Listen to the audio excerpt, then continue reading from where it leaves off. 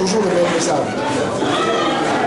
La remobilisation pour, en fait, mettre un terme au régime RPT. Nous avons parlé de l'état de droit.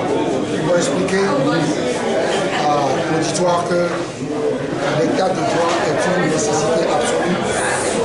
L'état de droit, c'est simplement un pays dans lequel l'exécutif est au-dessous de la loi comme tous les citoyens. Or, ce n'est pas ce qu'on voit au Togo. Au Togo, aucune institution fonctionne parce que le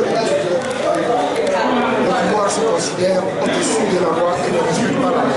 Et donc, le Togo ne peut pas être considéré, contrairement à ce qui se dit, comme un état de droit.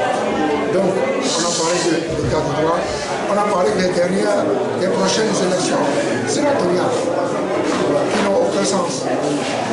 Parce que vous avez une partie des sénateurs qui sont nommés, une partie, le tiers des sénateurs nommés par le chef de l'État. Et qu'est-ce que ça veut dire?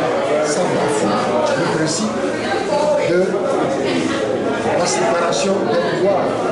L'exécutif ne peut pas nommer les membres du législatif. Donc, ils font toutes les bêtises possibles et ils veulent faire avaler au Togolais que nous sommes dans un état d'Ivoire où tout fonctionne bien. Donc, nous voulons attirer l'attention des populations sur tout cela pour qu'elles soient vigilantes et pour qu'on mette définitivement fin au système RPT qui est en vérité quelque chose qui doit révolter tous les citoyens. Parce que c'est fondé sur quoi? Un système fondé sur les recommandations de papa qui a dit de ne jamais laisser tomber le pouvoir. C'est tout. Ça ne marche que sur ça. Alors ça veut dire que l'ANC ne sera pas aux prochaines élections sénatoriales? Vous verrez ce qu'on fera. On a un communiqué et une déclaration pour expliquer tout. Il faut dire que vous dites quelque chose, donc ça veut dire que vous n'irez pas, et si on n'y va pas, c'est la fin du monde.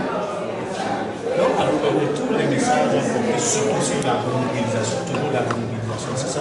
Oui, c'est là. Parce que si nous voulons mettre un terme à ce système, c'est le peuple qui doit se lever pour mettre fin à ce système. Ça veut dire que le peuple doit se mobiliser. C'est de ça qu'il est question. Est-ce que l'ANC a un message à l'endroit du gouvernement par rapport à cette élection? Le gouvernement ira nous communiquer comme déclaration, communiquer. C'est déjà, ça sera rendu public ce soir. Oui, quand même. Est-ce qu'on peut quand même avoir une idée générale? Parce que ça compliqué de vous avoir peut-être demain une interview. Est-ce que les participants à l'élection, à votre avis? On n'est pas membre de l'ANC. Ah non, ah non. On n'est pas membre de l'ANC. Il faut être cohérent. Il faut être cohérent. Si vous dites, ils ont sur les 40%, hein, ils ont 95% des maires.